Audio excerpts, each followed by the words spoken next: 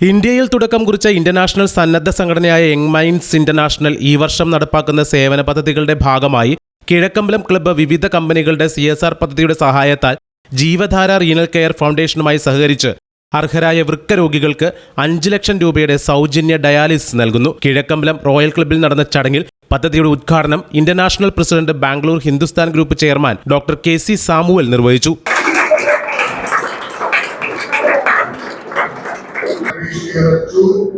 And I thank Alex and Jacob for coming and receiving me from the airport, and I have land at 4 o'clock.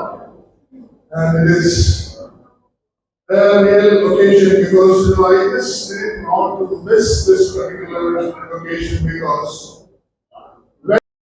ജീവധാര foundation ചെയർമാനും YMCAയുടെ renal care project ദേശീയ അധ്യക്ഷനുമായ സാജു ചാക്കോ മുഖ്യ പ്രഭാഷണം നടത്തി. ചടങ്ങിൽ മികച്ച സാമൂഹിക സേവനത്തിന് സാജു ചാക്കോ, മധു മാമൻ, Shibu Peter, MV Thomas, CP Philipose എന്നിവരെ ആദരിച്ചു. മികച്ച വിദ്യാഭ്യാസ നേട്ടങ്ങൾ കൈവരിച്ചവർക്കുള്ള അവാർഡുകളും വിതരണം ചെയ്തു.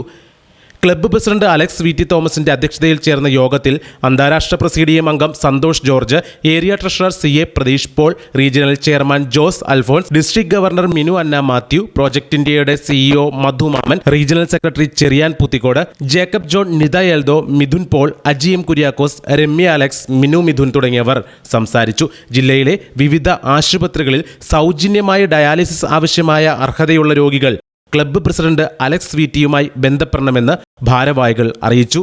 ബന്ധപ്പെടേണ്ട number 9562814004. News desk CNews Kerala.